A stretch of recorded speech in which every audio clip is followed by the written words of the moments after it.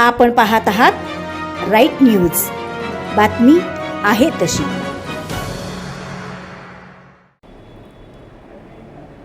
October 2024 मध्ये होऊ घातलेल्या विधानसभेमध्ये मिरज मतदारसंघातून, या राखीव मतदारसंघातून मी भारतीय जनता पार्टीकडे इच्छुक म्हणून उमेदवारी मागणार आहे। खरं तर 1995 सालापासून मी भारतीय जनता पार्टीचा एक सर्वसामान्य कार्यकर्ता म्हणून मी काम पाहतो आहे।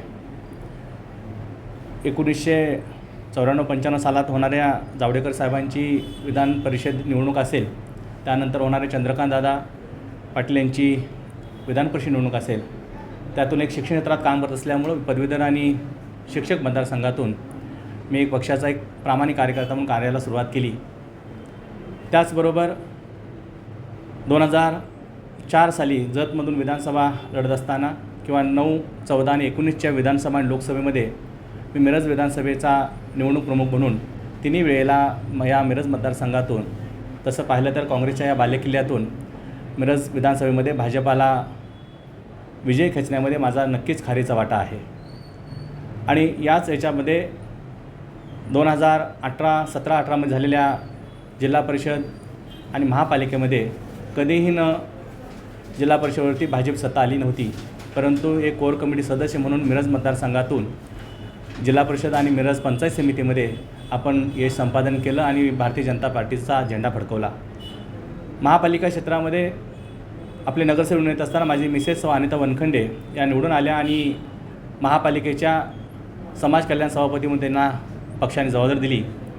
आणि खरं तर 10 महिन्याचाच कालावधी मिळाला आणि या 10 महिन्याच्या कालावधीमध्ये त्या कामाची त्यांनी चुणूक दाखवली की दरवर्षी 8, 9, 10 कोटीच्यावर कधी निधी समाज कल्याण निधीला मिळत नव्हता, परंतु या 10 महिन्याच्या कालावधीमध्ये जवळजवळ 78 कोटीच्या कामाची वर्कआउट करून सर्वपक्षीय सर्वच नगरसेवकांना सर्व प्रभागातून निधी देऊन विकास कामं, गोरगरिबांची, दलितांची कामं करण्याचा मी मॅडमच्या माध्यमातून प्रयत्न केला। म्हणजे विकासाचं एक विजन घेऊन मिरज मतदारसंघाच्या असणाऱ्या बऱ्याचशाच अडचणी अजून प्रलंबित आहेत।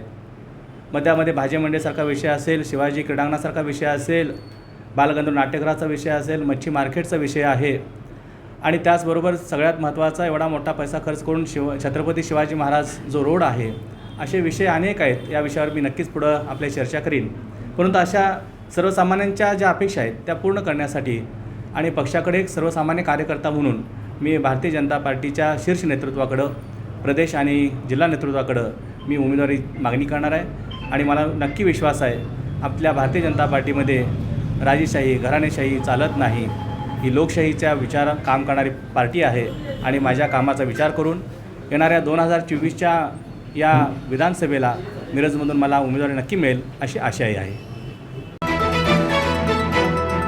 आपण पाहत आहात राईट न्यूज, बातमी आहे तशी।